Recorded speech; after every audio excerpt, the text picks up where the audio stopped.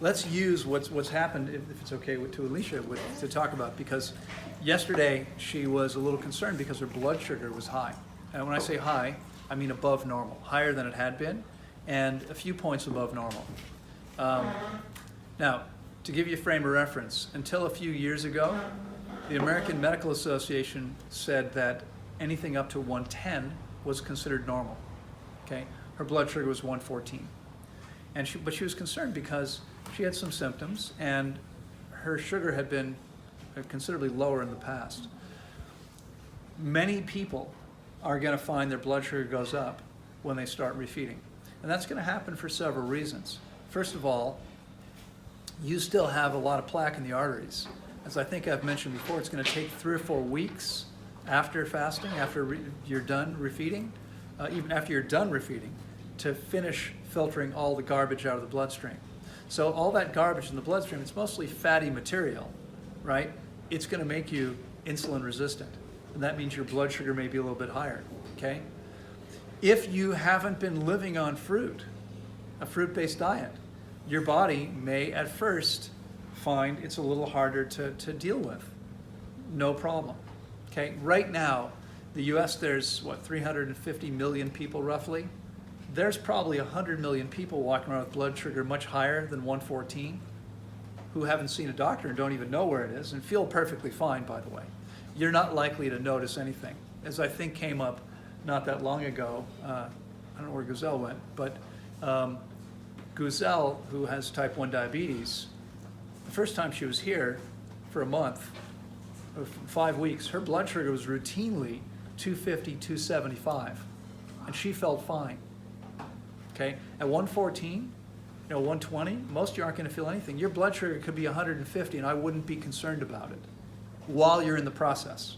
The question is what happens by the end of the process. Okay, but that's not enough to put anyone in danger. Like, no one's going to be in any danger whatsoever if your blood sugar is 150 or even higher. What you don't want is to have it be super high for an extended period of time. But if we're talking about a week or even 12 days of refeeding, there's no reason to worry about that. Okay, no reason at all to worry about that. So, in fact, there's a number of things. One of the things you said to me yesterday was, this has been harder than fasting was, right? Yeah.